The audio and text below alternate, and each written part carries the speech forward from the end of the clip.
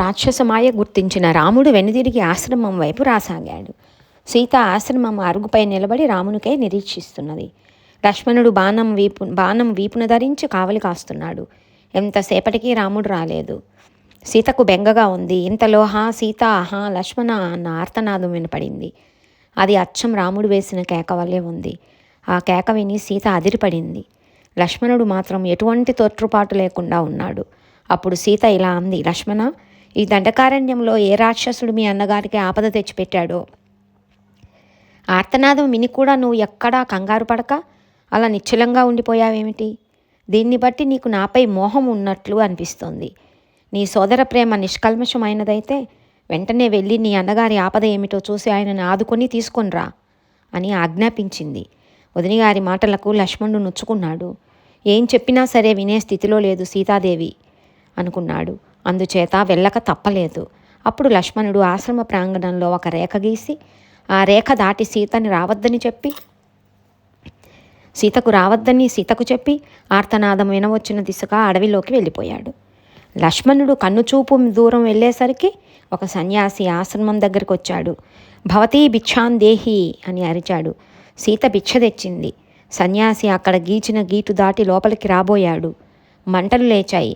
మరలా భవతీ భిక్షాన్ దేహి అని అరిచాడు. వెనుకడుగు వేశాడు. సీత సందేహించింది. భిక్ష తీసుకొని గీటు దాటి వెలుపలికి రావటమా మానటమా అని ఆలోచించింది. మరలా కపట సన్యాసి భవతీ భిక్షాన్ దేహి అని ముమ్మారు అరిచాడు. సన్యాసి తాను నిలిచిన చోట నుంచి కదలకుండా అలా భవతీ భిక్షాన్ దేహి అని అరవటము చూసి విధి లేక సీత భిక్ష వేయాలని లక్ష్మణ రేఖ దాటి వచ్చింది. అంతే.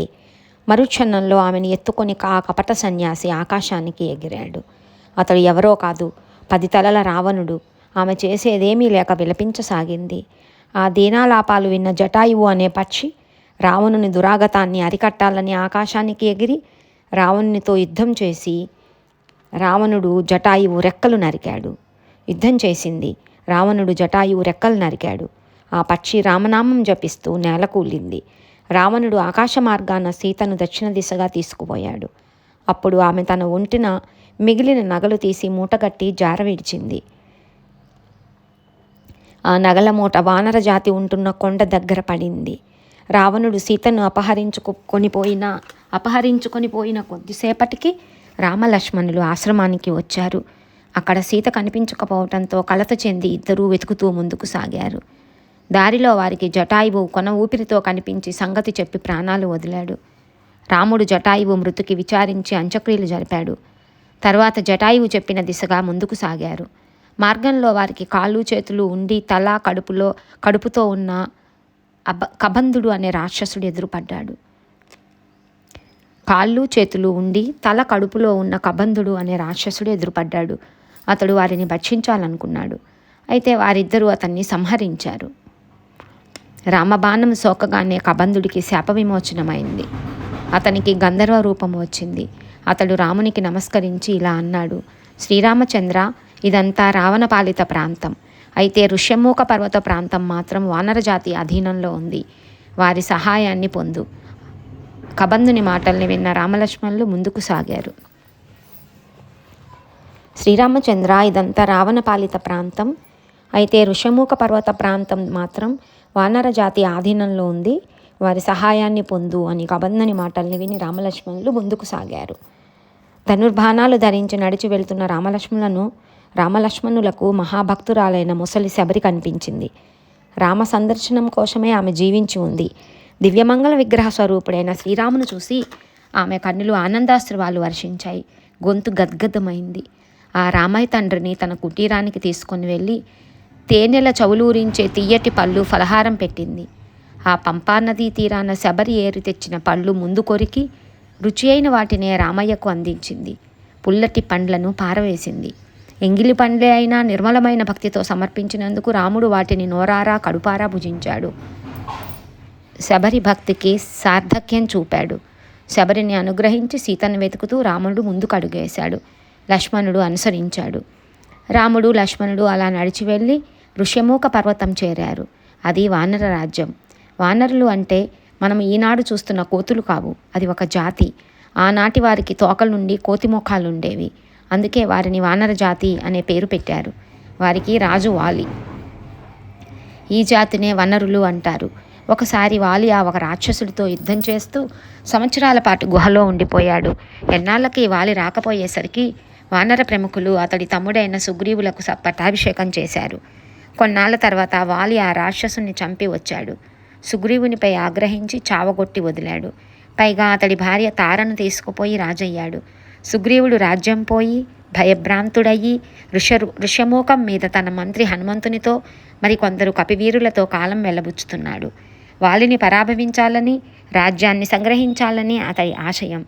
అయితే వాలి శక్తి ముందు సుగ్రీవుని శక్తి చాలటం లేదు. అందుకే సమయం కోసం నిరీక్షిస్తూ కాలం గడుపుతున్నాడు. ఒకనాడు ఋష్యమూక పర్వతం మీద కూర్చొని హనుమంతునితో మాట్లాడుతున్న సుగ్రీవునకు లోయదారి వెంట ధనుర్బాణాలు ధరించిన 2 వీరులు రావటం కనిపించింది. వారు వాలి పంపగా తనను చంపటానికే వస్తున్నారని సుగ్రీవుడు భయపడి హనుమంతుని వారి సంగతి కనుక్కురమ్మని పంపాడు. ఆంజనేయుడు బ్రాహ్మణ బ్రహ్మచారి రూపం ధరించి రామలక్ష్మణుల దగ్గరికి వచ్చాడు. వానర జాతికి నిలయమైన కిష్కింద ప్రాంతంలో స్తోత్రియ బ్రాహ్మణ బ్రహ్మచారి కనిపించటం ఏమిటని ఆ దారిన వస్తున్న రామలక్ష్మణులకు ఆశ్చర్యం కలిగింది. అప్పుడు హనుమంతుడు వారికి నమస్కరించి ఇలా అన్నాడు: మహాత్ములారా, మీరెవరు? మీ రూపాలు చూస్తే మునుల వలె ఉన్నారు. చేత ధనుర్బాణాలు చూస్తే క్షత్రియుల వలె కనిపిస్తున్నారు. నేను ఆంజనేయుడు అనువాడుని, సుగ్రీవుని నమ్మిన బంటును. మీ వివరాలు చెప్పండి అని అడిగాడు. అప్పుడు లక్ష్మణుడు ఇలా సమాధానం చెప్పాడు: బ్రహ్మచారి, ఈయన శ్రీరామచంద్రుడు, అయోధ్య నగరవాసి. తండ్రి ఆజ్ఞను అనుసరించి అరణ్యవాసానికి వచ్చాం. మా వదిన సీతమ్మను రాక్షసుడైన రావణుడు అపహరించుకుపోయాడు. ఆమెను వెతుకుతూ ఇటు వచ్చాం అని చెప్పాడు. అప్పుడు హనుమంతుడు ఇలా అన్నాడు: మహానుభావులారా, మా సుగ్రీవరాజు కూడా రాజ్యభ్రష్టుడై భార్యను పోగొట్టుకొని వేదన పడుతున్నాడు. మీకు ఆయనకి సామ్యం ఉంది కనుక మీరు స్నేహితులైతే పరస్పరం సహకరించుకొనవచ్చు. రండి, మైత్రి కల్పిస్తాను అన్న హనుమంతుని మాటలు విని రామలక్ష్మణులు అతడిని అనుసరించి వెళ్ళారు. సుగ్రీవుడు తన కథ చెప్పాడు. లక్ష్మణుడు తమ వృత్తాంతం వివరించాడు. ఆంజనేయుని హితవు మేరకు రామసుగ్రీవులు అగ్ని సాక్షిగా స్నేహం చేసుకున్నకు అనుమానం ఉంది. వాయువేగంతో సంచరించే మహావీరుడైన వాలిని ఈ మానవమాత్రుడు చంపగలడా అని అతని సందేహం. అదే విచారిస్తూ కూర్చున్న సుగ్రీవుని ఆంతర్యం గ్రహించిన రాముడు అక్కడ పడి ఉన్న దుందుబి కళేబరాన్ని కాలి బొటనవేలితో విసిరేసరికి మహాపర్వతం వంటి కళేబరం ఆకాశానికి ఎగిరిపోయింది. వాలి చంపిన దుందుబి రాక్షసుని కళేబరం అది. ఆ తర్వాత అక్కడ ఒకే వరుసలో బలంగా ఏపుగా పెరిగిన 7 తాటి చెట్లను ఒకే బాణం వేటుతో పడగొట్టి తన బాహుబలాన్ని, అస్త్రవిద్య నైపుణ్యాన్ని ప్రదర్శించాడు. దానితో సుగ్రీవునకు రాముని పరాక్రమం పట్ల నమ్మకం ఏర్పడింది. మరునాడు సుగ్రీవుడు వాలి ఇంటి దగ్గరికి వెళ్ళి సింహగర్జన చేశాడు. యుద్ధానికి పిలిచాడు. వాలి ఒక్క ఉదుటును వచ్చి పిడికిలి గుద్దులతో సుగ్రీవుని మర్దించి పంపాడు. వాలి సుగ్రీవులు ఒకే రూపంలో ఉండటం వల్ల వాలిని రాముడు గుర్తించలేకపోయాడు. మరునాడు సుగ్రీవుని మెడలో దండ వేసి పంపాడు. సుగ్రీవుడు వచ్చి గుమ్మం దగ్గర యుద్ధనాదం చేయటంతో వాలి ఆశ్చర్యపోయాడు. తార యుద్ధానికి వెళ్ళవద్దని వారించింది. వాలి వినలేదు. ఇద్దరూ ఘోరంగా యుద్ధం చేశారు. రాముడు చెట్టుచాటును నిలిచి వాలిపై వాడి బాణం వదిలాడు.